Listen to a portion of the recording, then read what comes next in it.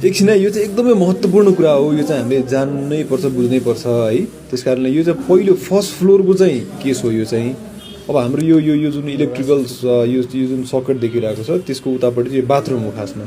अब अहिले उहाँहरू यो फ्लोरमा बस्नै हुन्न, कोही पनि बस्नुहुन्न, तर पनि माथि ट्याङ्कीमा चाहिँ उहाँहरूले चाहिँ पानी चढाउने बित्तिकै यो फ्लोरको चाहिँ हरेक फ्लोर एरियामा चाहिँ पानी यसरी मुनिबाट यसरी आएर चाहिँ पोखरी जसरी नै जमेर बस्ने रहेछ।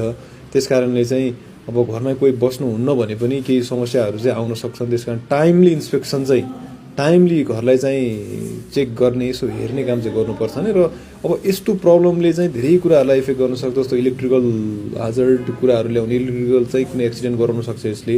अब यो इलेक्ट्रिकल लाइन जस्तो एउटा पानीहरू आइरहेको छन्, यसरी भित्ताहरू बिग्रिरहेको छन् भने यसले चाहिँ हाम्रो भएको एसेटहरूलाई पनि बिगार्न सक्छ। अब गलैँचाहरू होला, उडान पाटहरू बिगार्न सक्छ। त्यस कारणले